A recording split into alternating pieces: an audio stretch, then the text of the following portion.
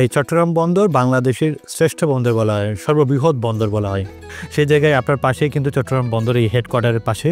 চট্টগ্রাম বন্দরকে আরও সুরক্ষিত রাখার জন্য, চট্টগ্রাম বন্দরের ভিতর আইন শৃঙ্খলা পরিস্থিতি স্বাভাবিক রাখার জন্য বা চট্টগ্রাম বন্দরকে সুন্দর রাখার জন্য বিভিন্ন সংস্থা তো কাজ করছে, পাশাপাশি RAB7 কীভাবে কাজ করে যাচ্ছে, যেহেতু এটা আমাদের দেশের একটা রাষ্ট্রীয় খুবই একটা বড় সম্পদ এই চট্টগ্রাম বন্দর। হ্যাঁ, চট্টগ্রাম বন্দর বাংলাদেশের সবচেয়ে বড় বন্দর এবং বলা যায় যে বাংলাদেশের ইকোনমিক্যাল হাবটা হচ্ছে এটা। এখানে বন্দর এবং বন্দরের সাথে রাজধানী কিন্তু এই চট্টগ্রাম।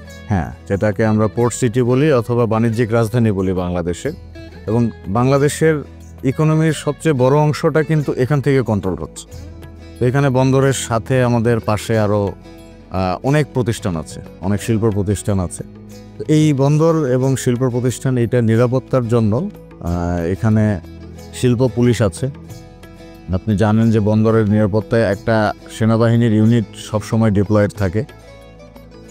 এরপর নদীতে আপনার নেভি এবং কোস্টগার্ড কাজ করে যাচ্ছে। এরপরও আপনার যখন কোনো ধরনের সমস্যা হয় এখানে, আমাদের বন্দর কর্তৃপক্ষ, শিল্প পুলিশ, তাদের সবার সাথেই আমাদের যোগাযোগ আছে সার্বক্ষণিক।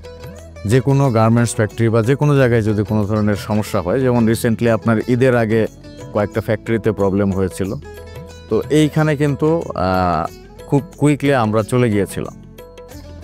আর্মি চলে এসেছিল, পুলিশ চলে এসেছিল, ইন্ডাস্ট্রিয়াল পুলিশ ছিল এবং র্যাবও ছিল। একসাথেই আমরা কাজ করেছি সবাই। এবং মারামারির ঘটনাও ঘটেছে। বেশ কিছু গুরুত্বপূর্ণ কর্মকর্তাদেরকে কিন্তু আমরা রেস্কিউ করে ওখান থেকে সরিয়ে নিয়ে এসেছিলাম। না হলে এটা হয়তো একটা বড় ইস্যু হয়ে যেতে পারত।